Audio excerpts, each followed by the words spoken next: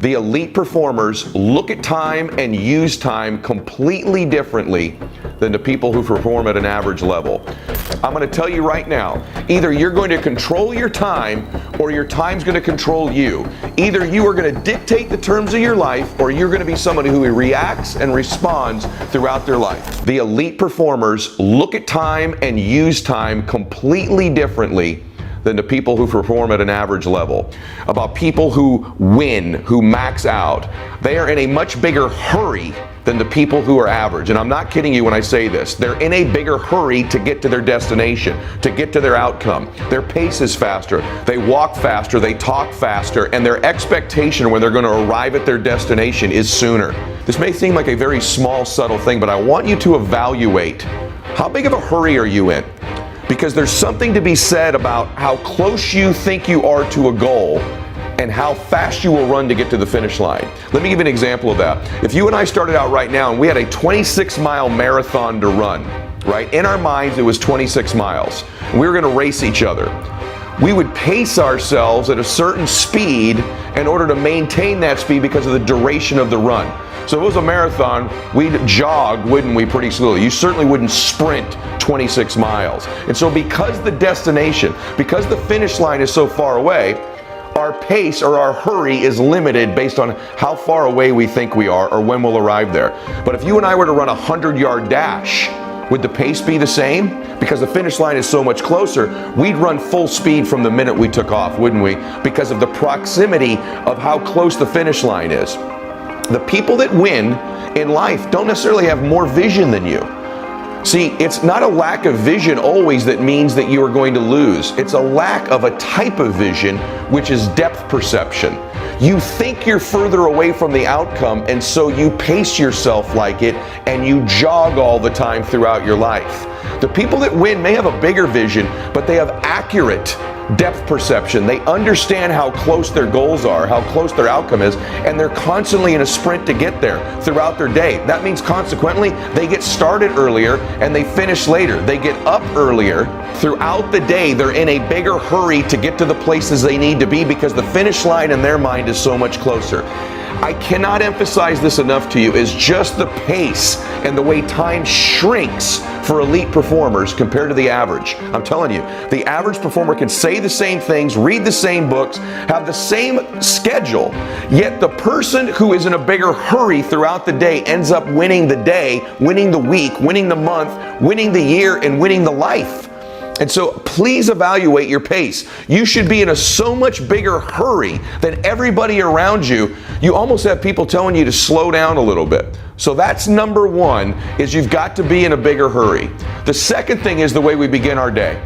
I'm going to tell you right now, either you're going to control your time or your time's going to control you. Either you are going to dictate the terms of your life or you're going to be somebody who reacts and responds throughout their life. This device right here can both speed up time in your life or it can slow it down.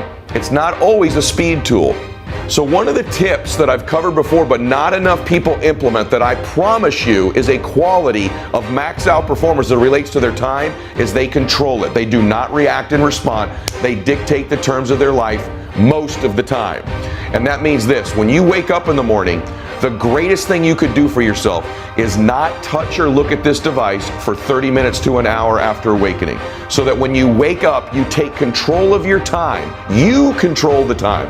You control the beginning of the day. You get clear, you meditate, you pray, you stretch, you think, you go through a gratitude exercise. You control the first 30 minutes of your day. It sets a tone that I'm in charge of my time, not what enters this. If the first thing you do is grab this now dictates the term of your day. This controls my day. What hits this, what email, what text, what call hits this, what Instagram post hit this controls me. It controls my time. But if you can stay away from it for the first 30 minutes to an hour, you send a message to your brain, to yourself, that you control time, that this day is on your terms. And again, you stack up a day, a week, a month, a year, 5 years of a lifetime of you controlling and dictating the terms of your life for just the first 30 minutes to an hour every day. It will revolutionize your life. It'll be very difficult to do for the first 30 days, but after 30 days, you'll never have the desire to do it again. You'll completely flip your life around. I'm not suggesting that all max out performers dictate every term. Of course I respond. Of course I react throughout my day. It's not the syntax or context of my day. I control my day. There are things throughout every day where we react and respond. There are conversations where someone says something to us. We clearly react and respond. But I'm the assessor of my life, not the assessee. I assess my life. I dictate the terms of my life. I'm not being assessed and I'm not being dictated to by other people all the time in my life.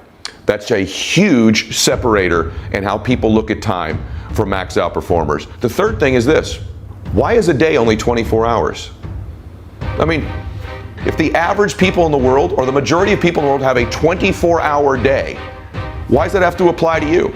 Many years ago, I discovered, have you ever had a day where in 4 or 5 hours, you got more in the first 4 or 5 hours done or accomplished in your day than you had in a normal day? You ever have a 4 or 5 hour window, a 6 hour window, like you go, I've got so much done in these 6 hours, it's more than I get done in an average day. And what I found out was, max out elite performers, people that perform at the highest level, they get more done in a 6 hour window than most people get done in a day. And here's why.